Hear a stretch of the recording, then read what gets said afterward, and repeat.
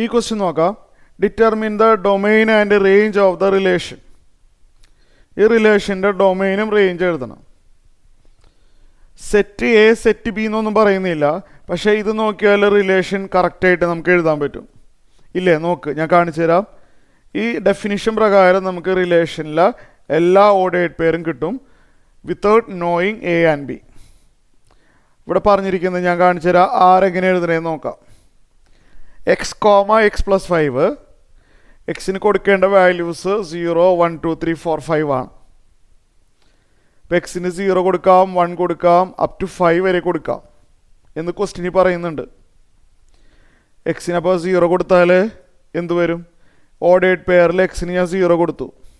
X 0 കൊടുത്താൽ ഇവിടെ 0 + 5 ആവും അല്ലേ? 5. സിമ്പിൾ അല്ലേ? എക്സിൻ്റെ അടുത്ത വാല്യൂ 1 ആണ്. എക്സിന് 1 കൊടുത്താൽ ഇവിടെ 1 + 5 ആവും 6. ഇനി വേഗം പറയാമല്ലോ. എക്സിന് 2 കൊടുത്തു കഴിഞ്ഞാൽ ഇവിടെ 2 + 5 7 ആയി. എക്സിന് പിന്നെ 3 കൊടുത്തു കഴിഞ്ഞാൽ 3 + 5 8 ആയി. എക്സിന് 4 കൊടുത്തു കഴിഞ്ഞാൽ 4 + 5 9 ആയി. എക്സിന് 5 ലാസ്റ്റ് വാല്യൂ കൊടുത്താൽ ഇവിടെ 5 + 5 10 ആയി. റിലേഷൻ റെഡി ആയിട്ടുണ്ട്. ഡൊമൈനും റേഞ്ച് എഴുതാൻ പറഞ്ഞിരിക്കുകയാണ്. ഡൊമൈൻ എന്ന് പറഞ്ഞു കഴിഞ്ഞാൽ ഈ ഓർഡേഡ് പെയറിലെ ആദ്യത്തെ എലമെൻറ്റ്സ് 0 1 2 3 4 5.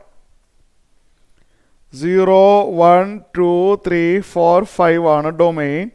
റേഞ്ച് എന്ന് പറഞ്ഞു കഴിഞ്ഞാൽ second elements of the ordered pair 5 6 7 8 9 10.